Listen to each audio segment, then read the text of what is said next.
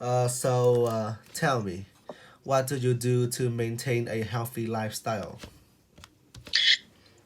Well, I think that I have a lot of method, like special method in maintaining a healthy lifestyle because I'm a teenager. So, in order to maintain a healthy lifestyle, is mean like I have to have a stable and disciplined schedule. But right now, like in high school, I cannot. Um, ensure that because I have a lot of deadline and project at some time every month I have a lot of project and homework to do, so I don't think that I could keep a healthy lifestyle. But um, if I could, I think there's something I could do to maintain a healthy lifestyle is sleep well and eat well. I go to bed early. The best time for a human to sleep is between 10 p.m. to 6 a.m. Sleep good, sleep well, sleep enough, and drink enough water a day. So like that's the those are the two most important things for me, and like the two easiest things for me that I could do to maintain a healthy lifestyle. Um, how do you define contour, and what aspects of your contour are you most proud of? Contour. It's I don't know. It's very hard to say, how to define a culture because uh, I think there would have to be a lot of aspect to it. But I think the most important is the culture has to be something unique by the meaning that the tools and the clothing. So any like basic things, uh, like we do, like how what do we eat, what we believe, and some of our special holiday makes our culture, and religion also play a huge factors also because a culture is a comprised of belief, traditions, and any outward qualities. So for uh, my country, I say that while it's not necessarily our own culture, but I am very proud of the fact that Vietnam as a whole, despite going through many revolution and wars and rebellions, still stand up and have its own unique identity amongst nations.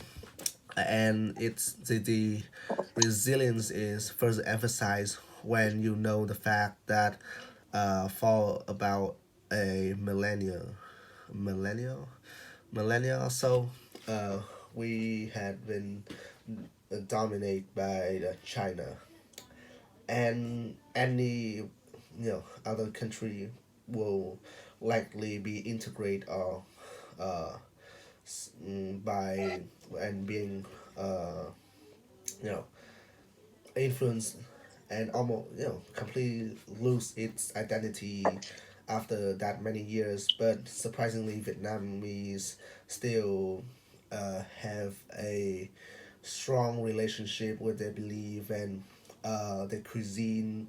Things like clothing and tradition has also been preserved throughout many years, and um, without that quality, without the culture of resilience and undying loyalty and patriotism, I don't think that uh, any other cultural value Vietnam can be preserved.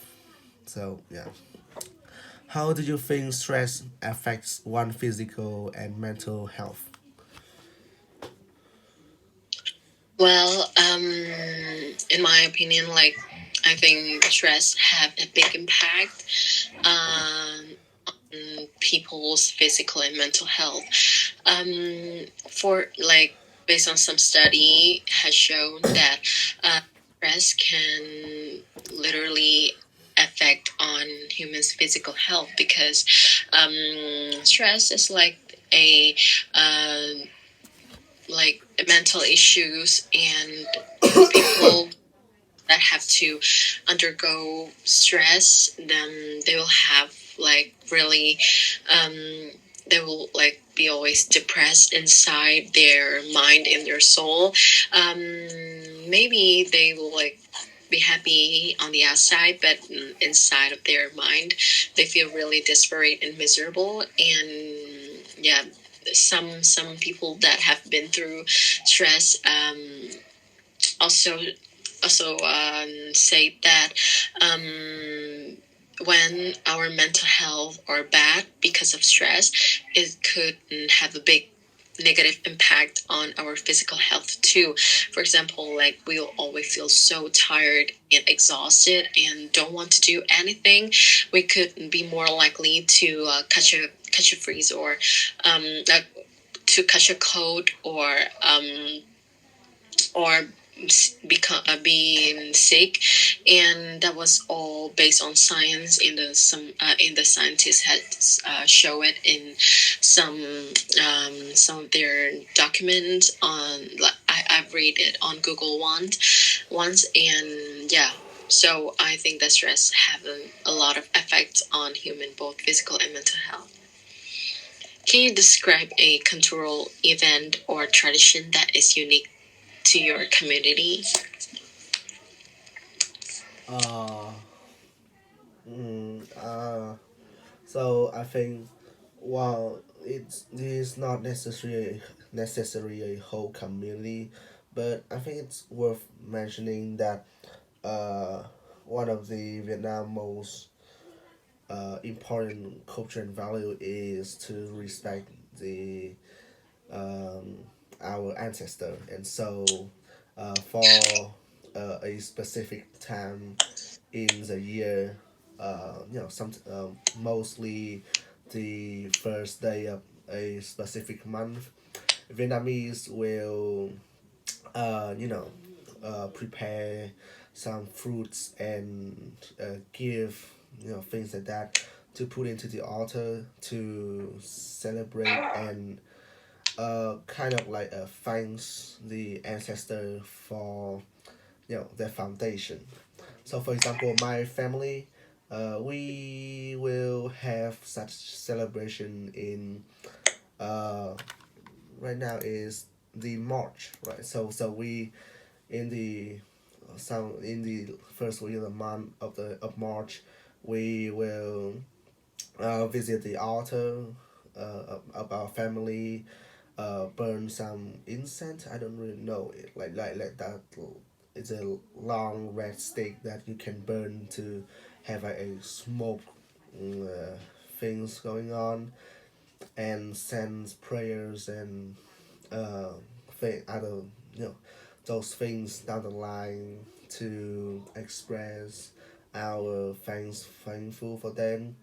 And in some and burning supposedly like paper money and paper garment, paper gold, thing like that, because the idea is that we are visiting our ancestor through this ritual. So by putting fruits and food in on the altar, we are inviting them to come and eat with us. And yeah, and burning those paper items means that we are sending those things to our ancestor in the afterlife, um, to like burning monies and stuff. So you get my ideas, right? So yeah, that is one of the very unique aspect in my community. In your opinion, what are the most effective ways to promote mental well-being and cultural in society? Yeah. Well, in my opinion, there's a lot of way to improve our mental well being, especially our society with other people, it will be much more easier. So the first steps I think people should do is we should have some more activity that help to connect people with people, help them to meet new friends, make new friends, meet new people, try new things, so they will not get bored of their life, or they could find more friends to share more about their life. So they will not have to undergo hardness alone. And actually, good relationships are really important for our mental health too. And the second thing that I think that we could do to improve our mental health is to try to relax and reduce stress. We should build more something like yoga club or meditation club. The places where people can find peace and to calm themselves with other people. They could also heal themselves with meditation or sport, some activity, some soft activity like yoga, and they could meet new friends. So they could share, like sharing and talking. So it could express their feeling, and it's actually a way to relax and reduce stress, and it will like be effective a lot on our mental well-being. Yeah. So uh, how do you think globalization is impacting cultural diversity around the world? I think it is a very interesting idea because with the rise of internet and the social media in specific, the global world has saw significant change in people perspective and how others views others countries culture, and it mainly points down to the fact that uh, right now I think that many countries are like a cultural park.